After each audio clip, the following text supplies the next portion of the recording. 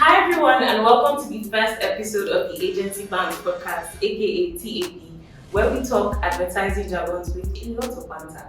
With me in the studio, I have three exciting guests, and I cannot wait for you to hear everything we have planned out. So keep watching.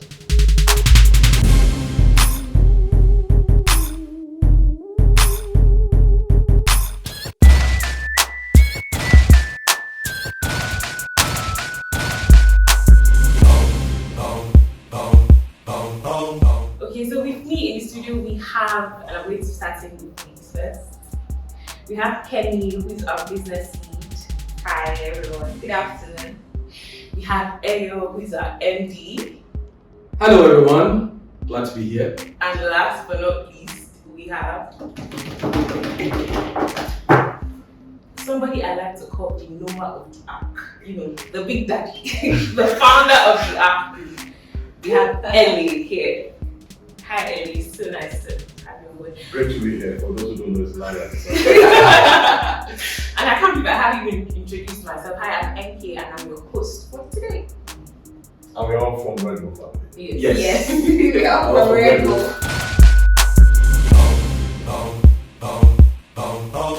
Ellie, first question for me is for you. And let me just say this. Why RedWolf? Because every time people ask, oh, where do you work? I'm like, RedWolf. They're like, RedWolf? I'm like, no, RedWolf. And they're like, RedWolf. I'm like, can you not hear me? RedWolf, like I literally had to explain the animal. So that, what was the inspiration? Why was wolf red? Okay, to start with, I mean, you have to go back to the roots, which is Noah's Ark. Was back because of some animals. I think it's just one business group that doesn't have an animal nomenclature. That will be indigo. Yeah. Some obvious, that's a different conversation. But it was all about the animals. It's about creative animals, as it were. And I think for RedWolf, at the time we were going to start out as a business unit, we knew it was going to be an animal because it was part and parcel of Noah's Ark from the start. And we were looking at something that would be out of the ordinary. So it was just a wolf. The wolf company. It was a wolf. The way Noah's Ark was able to raise curiosity when we started and even to now, we wanted something that would also generate a story. So it was not just any wolf, it was a wolf with a difference. I was thinking even before then of name one of the books I read that I found interesting was also the intriguing nature of the title by Seth Godin, the purple cow. So something out of the ordinary, something like why should a cow be purple? The only way you can stand out is that you are purple, you're not just any other cow. So the same thing goes for the RedWolf thing. And to a large degree, credit where credit is due. That also, a lot of that also came from the initial team that we had. Yokojo and Yemi and the rest of them, they had a big input in terms of where we landed. They were all excited about this possibility of this new animal. Yeah, I think that's cool. In the spirit of 5, I mean, most people don't know, but we just done 5 recently, and it has just been very exciting being in this space and just seeing everything that's happening. I'm probably the youngest ad man here because every other person on this team has over 30 years of experience. So, what was it like? Sure? Just getting started. So, what was it like in your first 5 years? Because if you ask me, I think I have quit. Like, You mean his first 5 years in advertising business? yeah, like everyone. Okay. That's why I said. I think for me, I think I have quit like 30 times already. In my head, I'm like, how do this again? Interesting And question though. Yeah. My 5th year, I was actually roaming free. But I'd done 4 years, my first job at Agencylife. I'd done 4 years, starting as a training copywriter and left as a copy group. And because I was so much in love with agents, I didn't know where to go. But the team was also heading away, so to say, at Agencylife. Things were not the way we were when we started. So I was thinking of what next to do. I couldn't think of where to go, so I was a freelance copywriter. Yeah. I had a job we did that ourselves, so I hit the road and just I had freedom. Really. I know that it was like taking a gap. You need to go and check out, go and Google Toyota Tesla. And mine was like a hatchback, you know. It was a hatchback. 19 what was that model? I'm not born in 1993. So go and But it must have been around since the 10 years or so before I did so to Kumboka like in those days. So happens when you're doing jets, but it's okay. Yeah. So I had, but it was a great year, I must say. I tell people, one of my best years. The year that I wasn't working for anybody. The first 4 years of my career, I just wanted to write, so I was infatuated with writing. They didn't really know so much about the value I was bringing to the brands I was working on. I just felt good that it's a job that allows me to write. But when I took that year, as a freelance copywriter, by the way, people are still owing me money from that year. I understand. But I realized I couldn't put food on the table. But it gave me a chance to think, to see things. So by the time I decided I was going to take up paid employment, I was a more deliberate person. I knew the value of what I was doing, and I became better at it. So I feel good. There are no rules, but for me, it worked for me that I took that 1 year to be on the road and just do my own thing. And so I became a better person. Me? Yes, please. Okay, so for me, my 5th year, I think I tried several resignations happened in my first 2 years. But in my 5th year, I think I was already used to the adrenaline. So I wasn't thinking of resigning in my 5th year. In fact, I stopped thinking about resigning in my maybe 3rd year because I just liked the energy. So can't it out? It gets better. It gets better, trust me, it does. Yeah. It does actually. It does get better. So my 5th year it was just coasting, like I already knew the game as in quotes and I was just flowing. I know what is expected of me, I know what this client wants, I know what the business wants. It was so clear already on the 5th year and I could already see by 5th year I could already project that okay, in the next 2 to 3 years I will be here, I will be in this, I will be occupying this position. So it was just, my 5th year was, let me call it clarity year for me too. I was just coasting, I didn't have any issues. I wasn't thinking of it down in my 5th year. So it will get better, don't worry. Oh, good, It will. Okay. So my turn, yeah? You're up next, yes. I think I want to approach my 5th year in 2 spaces. Because I started from the client side, right? So, and I spent my first 5 years on client side. But let's come to advertising because the question is really your first 5 years in advertising. So I wrapped up 5 years in the second agency because my first agency I'd done just over 2 years. So I went up to the second agency.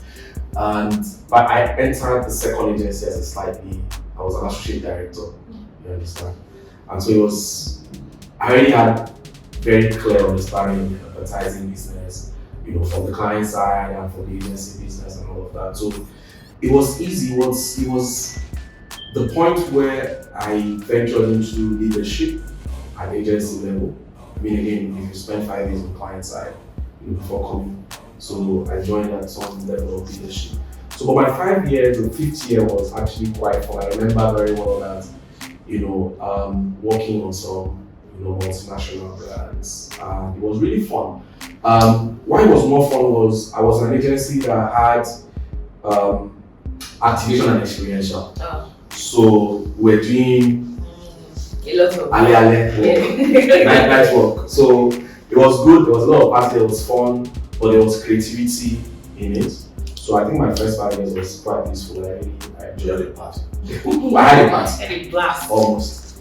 Okay, so for me, I can't wait till I get there because honestly, there are days when I wake up and I'm like, should I just call you sick? I can't do this today, but it's nice to hear that it gets better. Yeah. And I think my next question will be, how has it been like running a thriving digital agency? Because we are talking about RedWolf. And in an age where martech is becoming very popular, Yeah. the AIs are doing a lot of things right now. Mhm.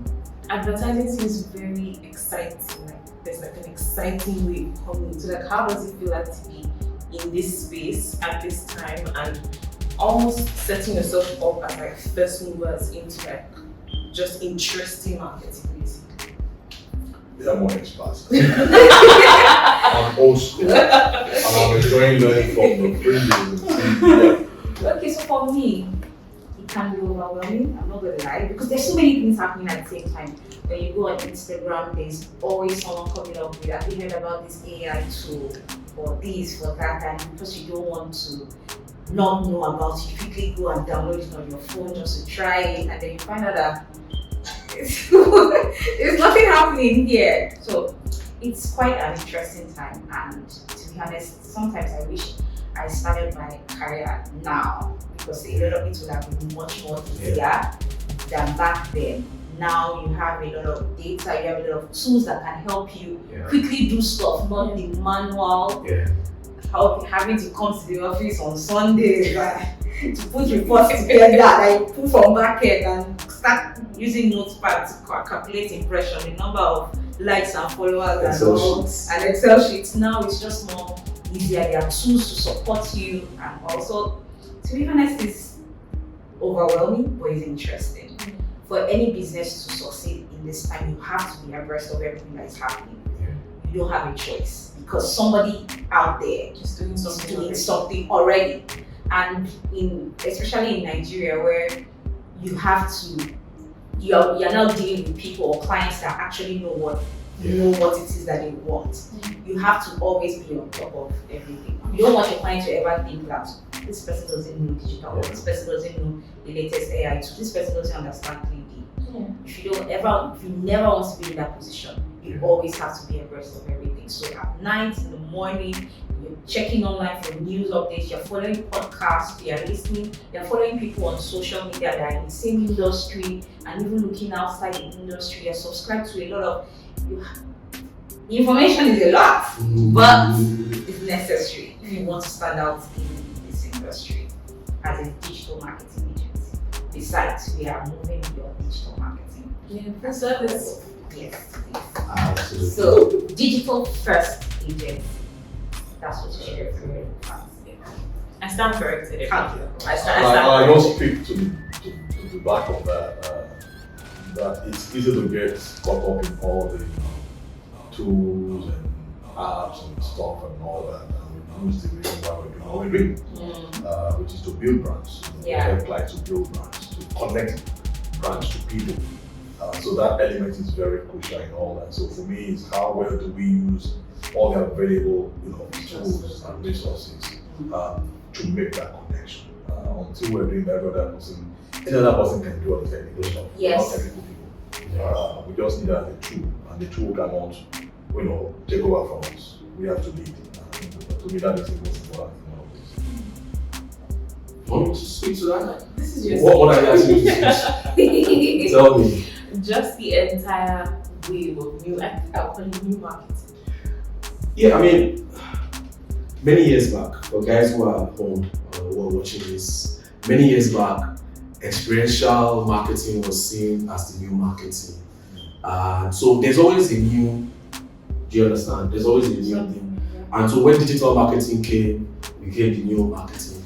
But I think, back on what Ellie said, the more things change, the more they remain the same. Yeah? I can't remember who said that, but I'm sure you can check it out. Google it, the more things change, the more it remains the same. Or you verify it. Or you go and verify it, go and check it. So, but the point is, to be honest, it's an exciting time to be alive in this business. Yes, you may say our clients know a lot, but you also find out that they want to do their core work. Yeah. They want to focus on market development, channel development, product development, interface, profitability, their margins, and all of that. So they want people who can handle this nitty-gritty for them. And so it's an interesting time because you are the creative resource for engaging their clients for them. in an exciting way. So I'll explain what I mean. Marketing is becoming more and more integrated, whether we like it or not. People say, oh, digital marketing, you understand this, but marketing is becoming more and more integrated. Why? Today, and I'll give you a typical example why I said it's exciting time. There's something called, connected packaging. So today, you can design a packaging for your product, for whatever it is, but it comes with a barcode or a QR code, right? So the QR code can lead you to anywhere.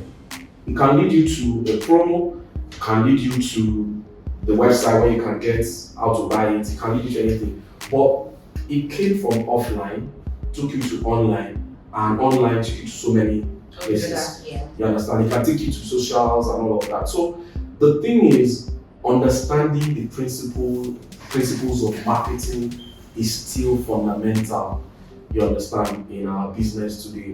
And that's why it's more interesting, because you have to layer the digital aspect of it. Yes, there will be tools, but you have to have a very good understanding of how to engage the consumers and make them love those products and help your brands succeed. Yeah, I mean, if there's anything I've learned from my two years of advertising, is that regardless of what happens in terms of leading agency, in terms of communicating with consumers, it still boils down to like stories we tell. Absolutely. And how the stories can connect with our consumers in different walks of life, nuances, and just establishing those connections with brand and people. And I'm just looking forward to everything that's going to happen. I want to try out one. I'm going to take a sort of like a webinar this evening on how strategists can use AI to develop strategy. And I'm so excited for that, because if I can just boom, boom, boom,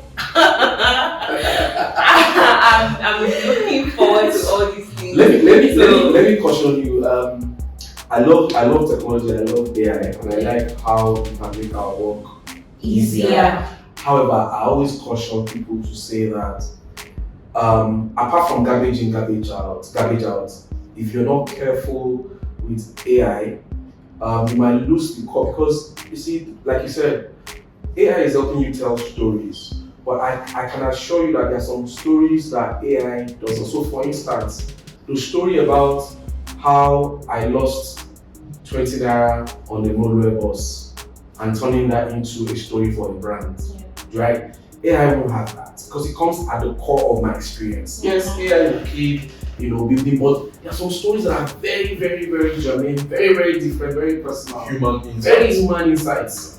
Yes, they say in the next couple of years, AI will have learned enough, but you will still be the one to impute the parameters for AI to come up with something.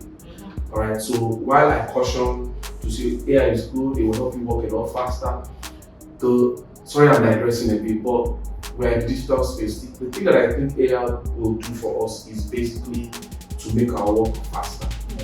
Right? It won't change the fact that we have to think. It won't change the fact that we have to be creative. Alright?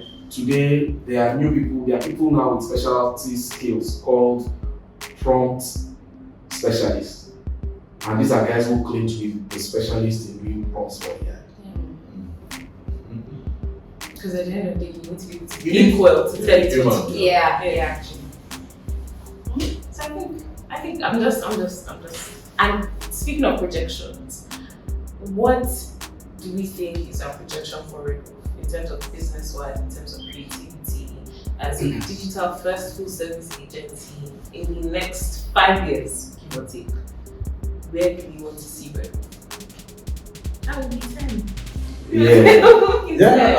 think for me, starting from here, I take pride in being an old school copywriter. But the one serious note is for us to be able to hold our own, as it applies to Nasdaq, to say we want to be part of that global conversation. How do we use the best of tools and all those things to project ourselves to help, go back to our group vision of using the power of, innovation and creativity to grow brands. So that's where we want to be really, and to be the best in class, in that regard, and that's unappreciable. But seriously, to be able to do that in ways that can also tap into local talent. It's not just taking from outside. I mean, there are lots of ingenious people here locally who are doing stuff. How well are we able to connect with those people and collaborate? Because everybody talks about, the age of collaboration. Yeah. But we actually have to go out of our way to collaborate, find the right people, and do things that will really get anybody from outside feeling like, wow, these people have come from Nigeria or from Africa, as the case may be, and do projects across the continent, find soulmates all across, and be at at that curve of technology and storytelling. For me, that's where I see us.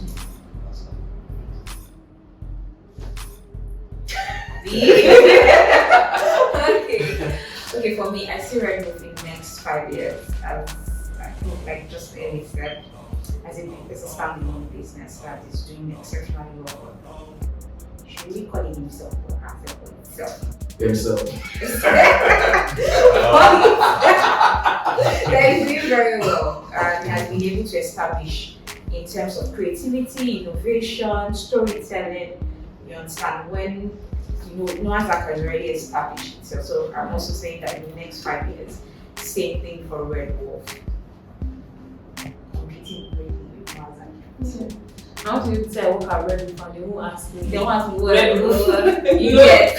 No, just I want people to say, okay, we work at RedWolf. Not okay, did you still work at Noazak? I'm like, well, yes, but I work at RedWolf now. So okay. But you still work at Noazak. I want to reach Lanre and that's okay, yes, I still work at Noazak. I want people to say, if you hear RedWolf, you already know what RedWolf stands for in the next 5 years. So yeah, that's my dream for RedWolf. I think we're saying the same thing. If you look at a child at 5, the child is still trying, you're also trying to establish the kind of personality that child has. Julia, 5-year-old, still a toddler. Personality is not very clear to everybody yet because, again, trying to find space. By the time he's 10, you already have an idea whether this person likes to be very, outward, more introverted, all of that.